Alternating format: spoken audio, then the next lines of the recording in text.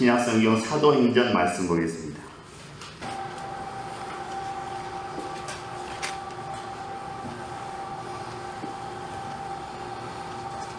신약성경 사도행전 5장 1절로 11절까지 말씀입니다. 신약성경 193쪽입니다. 사도행전 5장 1절로 11절까지 한 절씩 교독합니다. 아나니아라는 사람이 그의 아내 삽비라와 더불어 소유를 팔아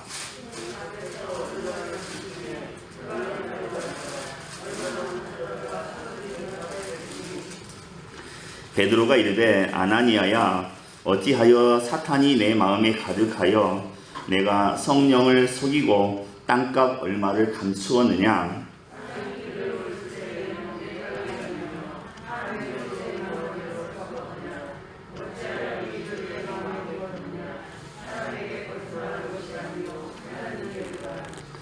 아나니아가 이 말을 듣고 엎드러져 혼이 떠나니 이 일을 듣는 사람이 다 크게 두려워하더라.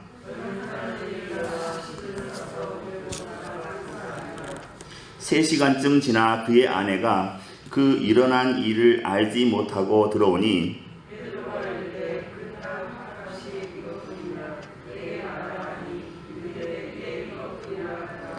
베드로가 이르되 너희가 어찌 함께 꾀하여 주의 영을 시험하려 하느냐.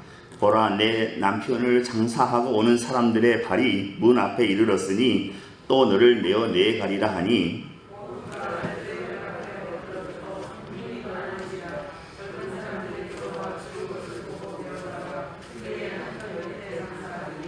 함께 읽겠습니다. 온 교회와 이 일을 듣는 사람들이 다 크게 두려워하니라. 아멘.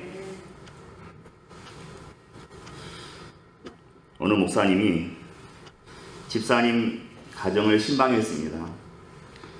집사님이 목사님에게 얘기했습니다. 목사님, 저 요즘 너무 스트레스 받았습니다. 뭐 때문에 그렇습니까? 우리 앞집에 정신이 좀 이상한 남자가 이사하러 왔는데 그 사람 때문에 너무 스트레스를 많이 받았습니다. 이 사람이 아침부터 저녁까지 노래를 불러대는데 너무 힘이 듭니다. 무슨 노래입니까? 타양살이입니다.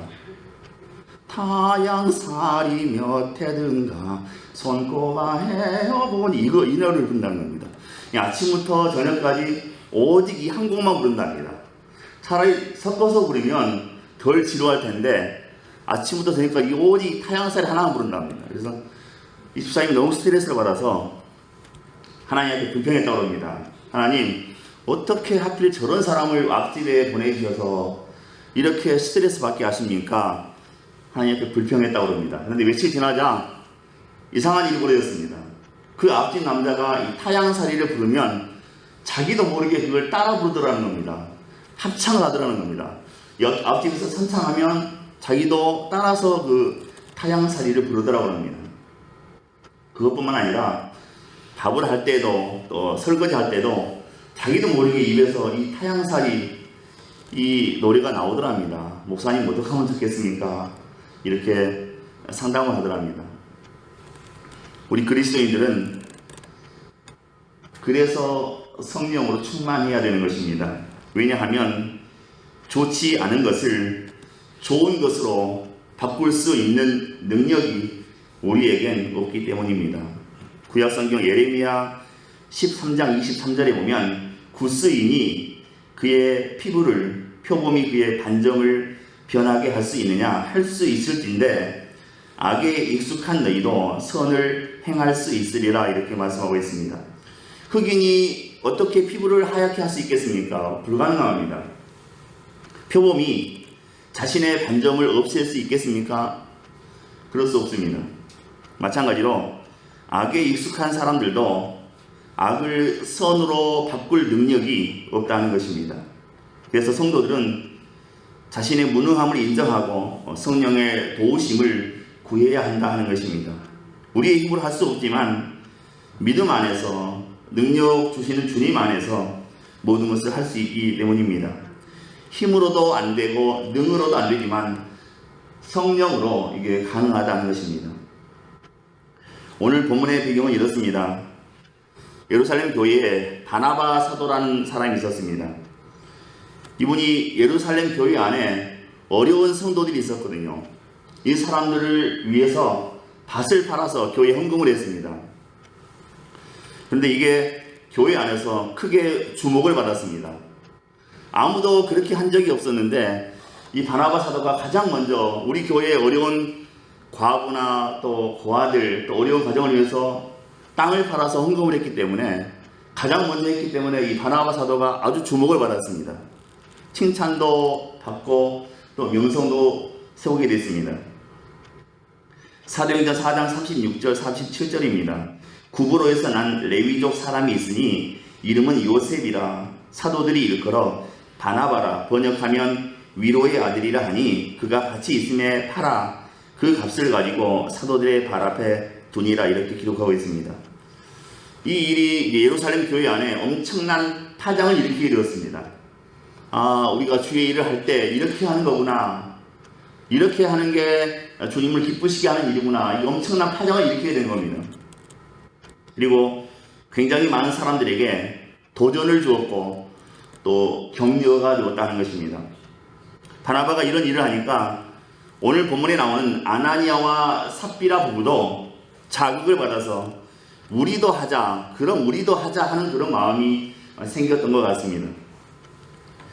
그들의 이런 마음이 시기심, 또 질투심, 경쟁심 때문이었는지 아니면 성령의 감동이었는지는 분명하지 않습니다. 아나니아와 삽비라 부부도 자신들의 그 땅을 팔았습니다. 그런데 막상 재산을 정리하고 보니까 하나님 앞에 드리려고 보니까 아마도 그들 안에 갈등이 생겼던 것 같습니다. 액수가 많지 않을 때는 헌금하는 게 어렵지 않습니다. 100만원 벌어서 10만원 11조 드리는 거 어렵지 않습니다. 1000만원 벌어서 100만원 11조 하는 거 할 수 있습니다. 근데 1억을 벌어서 1000만원 11조 한다는 건 점점 어려워집니다. 10억을 벌어서 1억을 11조 한다는 건 어려운 일입니다. 쉽지 않습니다. 말처럼 되지 않습니다. 아나니아와 이 삽비라 부부는 이 문제를 놓고 의논했습니다. 두 사람이 의논한 결과 우리가 재산을 정리한 값에서 얼마는 감추고 얼마를 드리자 이렇게 부부간에 합의가 되었던 것 같습니다. 이 사람들이 얼마를 드렸는지는 알 수 없지만 추측하건대 아마 큰 금액이었을 거라 봅니다.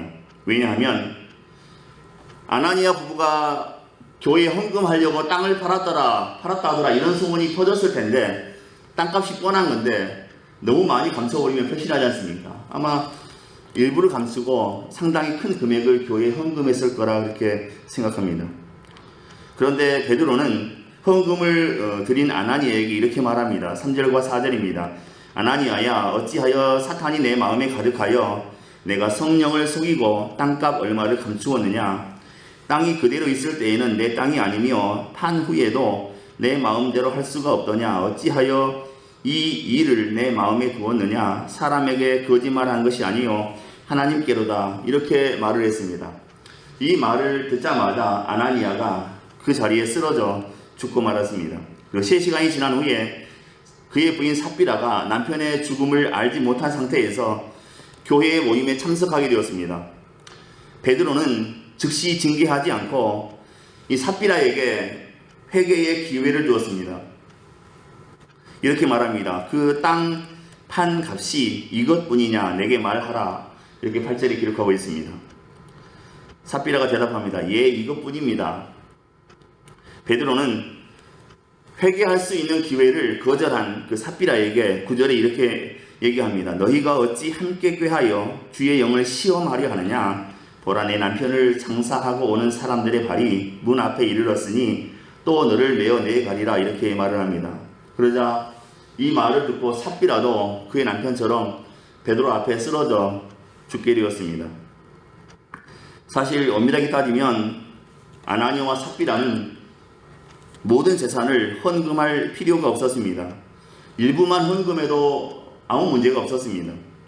아나니아는 자기의 돈과 소유를 가지고 자기 마음대로 써도 괜찮았다는 것입니다. 하지만 다른 사람들이 이 부부가 땅을 팔아서 모두 헌금했다더라, 이런 생각을 하도록 과시하고 싶었던 것 같습니다. 모든 소유를 팔아서 내어놓는 것이 법칙도 아니고 어떤 원칙도 아니었습니다. 강제 사항도 아니었습니다. 사탄이 아나니아와 삽비라를 미혹할 수 있었던 것은 그들이 교회로부터 인정과 또 존경을 받고 싶은 욕망 때문이었습니다. 교회가 이제 밭을 팔아서 헌금한 그 바나바 사도를 존경하는 것을 보고, 인정하는 것을 보고 자기들도 그런 인정을 받고 그런 존경을 받고 싶었던 것이겠지요. 그러나 바나바가 했던 그대로 하지 않고 오히려 바나바를 시기했던 것 같습니다. 이것은 위장된 경건이고 종교적 위선입니다. 거룩을 시뮬레이션 한 것입니다. 크리스찬의 사기극이고 또 영적 기만이라고 할 수 있겠습니다. 초대교회 공동체는 이렇게 자신의 소유를 팔아서 사유재산을 다 함께 공유하는 경제 공동체였습니다. 이것은 돈과 권력이 지배하고 또 그 노예가 되어 살아가는 세속적 로마 제국과 완전하게 구별되었습니다. 그런데 이 거룩한 가치와 헌신으로 세워진 공동체에 세상의 물이 들어오기 시작했던 것입니다. 그것이 바로 아나니아와 삽비라 사건입니다. 교회는 하나님 나라의 영적인 힘을 약화시키는 이 세상의 영을 교회 안에서 축출할 필요가 있었다는 것입니다. 아나니아와 그 아내 삽비라는 예수님을 주님으로 영접했으나 세상의 가치를 버리지 못하고 또 다른 주인을 섬기고 있었다는 것입니다. 그래서 땅 판 돈 중에서 얼마를 감추고 마치 전 재산을 교회에 헌납한 것처럼 그렇게 행동했다는 것입니다. 이것을 성령께서 여지없이 드러내셨고 또 베드로가 그 죄를 지적할 때 아나니아와 삽비라 부부가 차례대로 급사하고 말았다는 것입니다. 이 엄청난 그 사건을 통해서 초대교회는 교회의 순수성을 지켜냈습니다. 그리고 세속적인 로마 제국을 이길 수 있게 되었습니다. 교회는 세상이라는 바다 위에 떠다니는 구원의 강조와 같습니다. 세상에 물이 들어오지 못하도록 막아야 합니다. 이미 들어온 물은 부지런히 퍼내야 되는 것입니다. 물이 차면 방주는 가라앉기 마련이지요. 그래서 사람들 비위 맞추기보다 하나님의 말씀을 가감없이 전파하고 실천하며 또 성령 충만한 교회가 되어야 한다는 것입니다. 오늘날의 교회들을 볼 때 심각할 정도로 죄악이 교회 안에 들어와 번성하고 있는 것을 봅니다. 세속의 물결이 높은 파도가 되어서 교회 배 안으로 들이쳐서 배가 파손하기에 이르렀습니다. 이제는 죄를 죄로 알지도 않습니다. 웬만한 죄는 죄라고 여기지도 않습니다. 오히려 서로 감싸주고 정당화하고 합리화하는 그런 모습들이 교회 안에 있습니다. 죄의 현실 또 불신앙의 삶이 가져오는 비극적인 현상을 우리가 사실대로 인지하고 있어야 하는 것입니다. 교회가 시도 때도 없이 축복과 또 사랑과 위로만을 선언하는 것은 교회의 타락을 부추기는 일이다 하는 것입니다. 예전에 우리 부흥사 목사님들은 무조건 강단에 서면 무조건 복받아라 그랬습니다. 물론 그때는 아주 어렵게 살던 시절이니까 그게 가장 중요했습니다. 근데 지금도 교회 안에서 복받아라 이것만 선포하는 것은 온당하지 않다는 것입니다. 진정한 복과 또 사랑과 위로가 임하기 위해서라도 우리가 먼저 이 죄와의 싸움을 선포해야 합니다. 그리고 말씀 안에 깨어있기를 우리가 다짐해야 된다는 것입니다. 아나니아와 삽비라의 죄악은 겉으로 볼 때는 별일이 아니었습니다. 하나님께 안 드린 게 아닙니다. 드렸습니다. 많이 드린 중에 아주 일부를 감추어 둔 것입니다. 이게 큰 죄인가? 그러나 이것은 하나님을 속이고 교회를 속이고 또 성령을 속인 일로 그렇게 평가하려고 있습니다. 그것은 복음으로 전진해 나가야 할 교회에는 암적인 요소와 같았다는 것입니다. 하나님의 말씀 앞에 그래서 우리가 우리 자신을 내놓아야 하는 것입니다. 우리에게 얼마나 깊은 죄와 불신앙이 있는지 날마다 우리 스스로 돌아볼 수 있어야 한다 하는 것입니다. 놀랍게도 이 아나니아와 삽비라 사건 이후에 사도행전에 보면 예루살렘 교회가 망했을 것 같은데 망하지 않고 오히려 이 일이 하나님을 믿게 하고 또 교회가 부흥하는 계기가 되었습니다. 11절입니다. 온 교회와 이 일을 듣는 사람들이 다 크게 두려워하니라. 12절에는 이 아나니아 또 삽비라 사건 이후에 사도들의 손을 통하여 민간의 표적과 기사가 많이 일어나매 믿는 사람이 다 마음을 같이하여 솔로몬 행각에 모였다고 말씀하고 있습니다. 13절에는 그 나머지는 감히 그들과 상종하는 사람이 없으나 백성이 칭송하더라 이렇게 기록하고 있습니다. 이 하나님의 이 공의로운 심판 앞에 교회가 하나님을 두려워하고 또 하나님 앞에 순종하는 모습을 보고 세상 사람들도 교회에 시비 걸지 않고 오히려 교회를 칭송했다 하는 것입니다. 그리고 이런 부흥이 일어났습니다. 14절입니다. 믿고 주께로 나오는 자가 더 많으니 남녀의 큰 무리더라 이렇게 기록하고 있습니다. 근데 여기서부터 병 고치는 역사, 귀신들이 떠나가는 역사가 나타나게 되었습니다. 교회에 불미스러운 일이 있었지만 그 일을 통해서 교회가 오히려 부흥하는 계기가 되었다는 것입니다. 사도행전을 우리가 면밀하게 읽어보면 비극적인 사건을 믿음으로 받아들일 때에 교회가 오히려 부흥되었습니다. 가룟 유다가 피바치라는 곳에 가서 스스로 목숨을 끊습니다. 내가 예수님을 배신했던 게 잘못이었다. 내가 원하는 게 아니었다. 이런 식의 분용을 하고 이 아겔다와 이 피바시라는 곳에 가서 이제 그 가룟 유다가 스스로 목숨을 끊습니다. 그 이후에 마띠아 사도가 가룟 유다 자리를 대신하게 됩니다. 이 마띠아가 12사도가 되자마자 바로 나타났던 게 성령 강림 사건이었습니다. 스데반이 돌에 맞아 죽은 순교 사건 이후에는 이방 선교가 시작이 되었습니다. 야고보가 순교당하고 베드로가 감옥에 갇혔을 때에는 이방인의 사도인 바울이 본격적으로 선교의 무대에 나오는 계기가 되었습니다. 우리가 사도행전을 보면 초대 교회의 역사는 묘하게도 죽음의 사건 이후에 교회가 부흥하고 복음의 능력이 나타나게 되었습니다. 하나님의 공의로운 심판과 징계 이후에 오히려 주님의 교회가 부흥되고 또 말씀이 흥왕하며 기적과 능력들이 많이 나타나게 되었다고 성경은 기록하고 있습니다. 하나님은 우리의 죄악을 징계하시는 분이십니다. 믿는 자의 불의를 심판하시는 분이십니다. 주님의 자녀들의 타락을 그냥 두고 보지 않으십니다. 거짓을 일삼으며 하나님을 능멸할 때 무섭게 징벌하시는 분이십니다. 우리는 하나님의 이 징계와 또 심판을 보며 하나님을 두려워하는 마음으로 하나님께 가까이 나아가 경배해야 하는 것입니다. 그리고 마귀와 또 죄악을 우리가 멀리해야 되는 것입니다. 지금이야말로 우리가 믿음으로 하나님께 반응해야 할 때입니다. 지금 이 순간 내가 믿음으로 하나님 앞에 반응해야 합니다. 한 젊은 변호사가 변호사 사무실을 개업했습니다. 개업을 했는데 사람이 오질 않습니다. 세상 말로 파리가 날립니다. 날마다 파리 잡는 게 일입니다. 아무도 오지 않습니다. 그런데 어느 날 변호사 사무실을 똑똑 누가 노크했습니다. 이 젊은 변호사가 그 소리를 듣고 갑자기 책상에 앉아서 수화기를 들고 통화하는 척 했습니다. 예. 제가 요즘 너무 바빠서 사건 맡은 게 너무 많아서 제가 그건 감당할 수 없겠습니다. 죄송합니다. 이렇게 통화하는 신용을 했습니다. 그리고 새로 들어온 사람에게 물었습니다. 선생님께서는 무슨 사건 때문에 오셨습니까? 이렇게 물었습니다. 그랬더니 새로 들어온 사람이 그렇게 얘기하더랍니다. 머리를 긁적거리면서 사실은 전화국에서 왔는데요. 선생님 그 전화 신청하신 거 오늘 그 선 연결해 드리려고 왔습니다. 그러더랍니다. 선 연결도 안 된 걸 가지고 이렇게 이제 쇼를 했다는 거죠.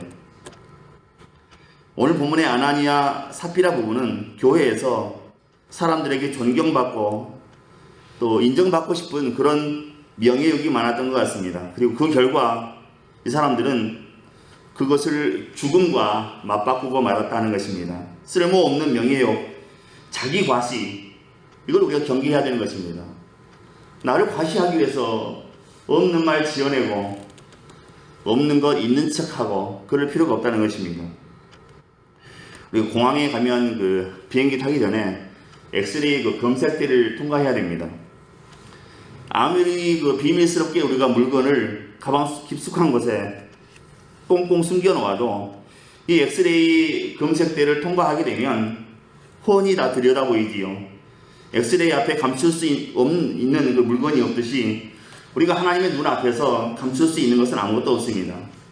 아무리 겨울 옷과 같이 두꺼운 옷을 입고 우리 마음을 꽁꽁 감싸더라도 하나님은 우리의 마음을 벌거벗은 것처럼 다 들여다보고 계십니다. 하나님 앞에서 마음을 감출 수 있는 사람은 아무도 없습니다. 하나님의 눈은 현미경으로 들여다보는 것처럼 더 자세하게 우리의 마음을 살피고 계시는 것입니다. 우리가 교묘한 말과 제스처로 사람들은 속일 수 있을지 모릅니다. 하지만 우리의 모든 동기와 생각을 아시는 그 하나님은 속일 수가 없는 것입니다. 시편 139편 2절과 3절 말씀입니다. 내가 앉고 서는 것을 아시고 멀리에서도 내 생각을 아시고 주께서는 내가 길을 다니는 것과 내가 눕는 것을 아시고 내가 하는 일을 샅샅이 알고 계신다, 이렇게 고백하고 있습니다. 하나님은 우리에 대해서 모르시는 게 전혀 없습니다. 성경은 하나님께서 심지어 우리 머리털이 몇 개나 되는지까지 다 세고 계신다고 마태복음 10장 30절은 기록하고 있습니다. 그 말은 내가 모르는 내 자신의 모습까지도 하나님은 나에 대해서 속속들이 다 알고 계시다, 그런 얘기입니다.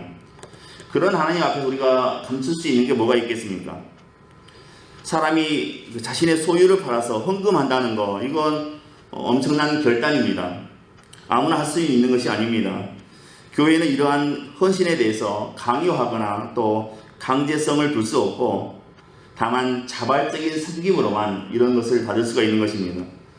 아나니아와 삽비라는 자원하는 마음을 가지고 자신의 소유를 팔았습니다. 그런데 문제가 발생했습니다. 막상 이 부동산을 정리하고 보니까 그 금액이 상당했습니다.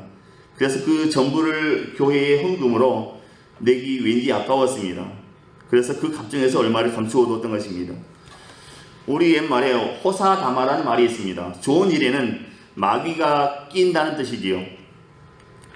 아나니아와 삽비라가 그랬습니다. 추측하건대 성령께서는 이들 부부를 감동하셨고 그들은 성령의 감동을 따라서 헌금하기로 아마 작정했던 것 같습니다. 그런데 그들의 마음에 사탄이 역사하기 시작했다는 것입니다. 이 사람들은 성령으로 충만해야 될 성도들이었습니다. 그런데 이 사람들 안에 사탄이 가득했다는 것입니다. 사탄이 가득하게 되면 나타나는 현상이 있습니다.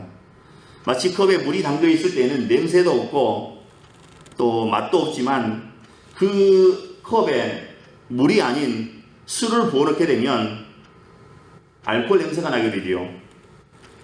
마찬가지로 우리 안에 사탄이 가득하게 되면 나타나는 첫 번째 현상이 있습니다. 바로 욕심입니다. 우리가 뜬금없이 욕심을 부리게 된다는 것입니다. 신앙생활에서 경계해야 할 첫 번째가 바로 이 욕심입니다. 자신의 마음에 욕심이 가득하면 사탄이 역사하는 것입니다. 욕심은 우리를 파멸로 이끌어 간다는 것입니다. 욕심을 비우지 않으면 결국 멸망의 바다에 빠져 들어갈 수밖에 없다는 것입니다. 지금부터 약 70여 년 전에 터키에 유명한 레슬링 선수가 있었습니다. 여시프라는 사람이 있었습니다. 이 사람은 몸무게가 200kg입니다. 어마어마한 거구입니다. 이 사람이 이제 유럽에서 자기를 상대할 레슬링 선수가 없었습니다. 이 거구를 상대할 사람이 아무도 없었습니다. 그래서 이 여시프라는 사람이 안 되겠다 해서 미국으로 건너갔습니다. 미국에 제일 잘하는 레슬링 선수 루이스라는 사람이 있었는데 이 사람과 시합을 하게 되었습니다. 세계 최고 강자들끼리 이제 시합을 하게 된 겁니다. 근데 이 여시프라는 그 터키 선수가 미국의 루이스라고 하는 미국의 에이스죠. 미국의 대표적인 선수인데 이 사람을 마치 장난감 집어던지듯이 이렇게 던져버렸습니다. 엄청난 이제 화제가 되었습니다. 상금도 엄청나게 받게 되었습니다. 그런데 이 요시프라는 사람이 그 상금을 달러로 받았는데 달러로 준다고 그러니까 얘기를 했습니다. 이걸 달러로 주면 내가 또 가서 환전하는데 복잡하니까 달러로 주지 말고 금으로 달라고, 금덩어리 달라고 했습니다. 그래서 그 많은 상금을 이 요시프라는 사람이 금으로 받았습니다. 그래서 이제 그 전대를 만들어서 허리에 두르고 그 안에다가 이 금덩어리를 잔뜩 집어넣었습니다. 배가 볼록하게 나왔습니다. 그걸 가지고 이제 배를 타고 터키로 가고 있었습니다. 대서양을 건너고 있었습니다. 바다 한가운데쯤 가서 무슨 사고가 났는지 이 배가 점점 침몰하기 시작했습니다. 가라앉고 있었습니다. 다른 사람들 막 다 뛰어내렸습니다. 이 요시프도 살아야 되니까 물속에 뛰어내렸습니다. 바다에 뛰어내렸습니다. 그런데 이 사람 허리에는 전대가 둘러 있습니다. 상금으로 받았던 금덩어리들이 마치 튜브를 둘러친 것처럼 이 사람 몸에 붙어 있는 겁니다. 이 사람이 바다에 뛰어들었는데 구조대가 오기 전에, 구면보트가 오기 전에 이 사람은 그 대서양 바닥 밑에 가라앉고 말았습니다. 70여 년이 지났는데 아직도 떠오르지 않았다고 합니다. 살아있을까요? 죽었을까요? 사진 않았겠죠. 만약에 이 요시프가 그 금만 포기했더라면, 그 금 전대만 포기했더라면 아마 목숨을 구할 수 있었을지도 모릅니다. 하지만 이 요시프라는 선수는 욕심 때문에, 그 금을 포기하지 못하는 욕심 때문에 결국에 죽게 되었습니다. 이렇듯이 우리의 신앙을 위협하는 것은, 우리 신앙을 죽이는 것이 바로 욕심입니다. 영적인 죽음은 우리에게 있는 욕심 때문에 찾아오게 되는 것입니다. 괜히 안 하던 헌금을 하겠다고, 땅을 팔아서 그 자기 과시하겠다고, 인정 한번 받아보겠다고, 누가 시키지도 않은 일을 굳이 나서서 해서 아나니아와 삽비라는 죽음을 자초하고 말았습니다. 교회의 모든 불명예를 떠안게 되고 말았습니다. 우리가 신앙생활을 하면서 우리 안에 있는 욕심, 이것을 떨쳐내기 위해서 우리 스스로 노력을 많이 해야 되는 것입니다. 우리 안에 욕심이 남아있으면 우리가 자칫 엉뚱한 길로 가게 될 수도 있다는 것입니다. 영적인 죽음이 우리에게 찾아올 수도 있습니다. 말씀을 정리하겠습니다. 아나니아와 삽비라 부부 사건은 아주 끔찍한 일이었습니다. 하나님은 이 사건을 통해서 하나님에 대한 거룩한 두려움을 갖게 해주셨습니다. 모든 사람들에게 하나님에 대한 거룩한 두려움을, 그런 마음을 심어주셨습니다. 이것은 단순히 잘 나가던 교회 공동체에서 일어났던 불미스러운 사건이 아니었습니다. 교회에 되게 하는 사건이었습니다. 오늘날의 교회들이 회복해야 할 것이 있다면 이런 그 하나님을 향한 거룩한 두려움입니다. 이 두려운 마음 때문에, 이 하나님 앞에 서 있다는 이 거룩한 두려움 때문에 우리가 주고받는 말이 진실해야 되는 것입니다. 우리가 하는 행동이 정직해야 된다는 것입니다. 또 하나님의 말씀을 전하는 사람들은 정직하게 두려운 마음으로 하나님의 말씀을 선포해야 되는 것입니다. 그리고 하나님의 말씀을 대변하는 정직한 말씀이 되어야 하는 것입니다. 그리고 말씀을 듣는 사람들은 그 말씀을 하나님의 말씀으로 받아들이고 두려운 마음으로 들어야 하는 것입니다. 하나님께서 우리의 삶을, 그리고 하나님께서 지금 우리 교회 안에 운행하고 계시다는 그런 생각을 우리가 가지고 있어야 합니다. 지금 내 삶을 주관하고 계신다, 우리 교회 안에 하나님께서 운행하고 계신다, 역사하고 계신다, 이런 거룩한 두려움을 우리가 가지고 있어야 우리가 말이나 행동이나 섬김이나 헌신에 있어서 실수가 없는 것입니다. 이런 거룩한 두려움이 우리 가운데 회복되어야 한다는 것입니다. 이것은 하나님의 영광을 위한 일이고 또 우리 자신을 위한 일이 되기 때문입니다. 저와 여러분 2021년 살아가시면서 이런 거룩한 두려움 가운데 살아갈 수 있는, 그래서 하나님의 은혜가 늘 충만한 그런 삶이 되실 수 있기를 주님의 이름으로 축원드립니다.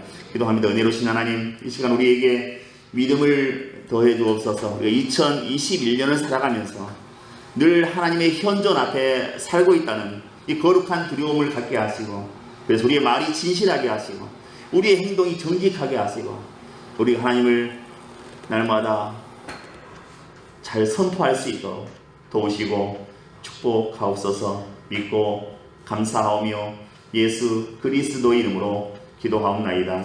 아멘.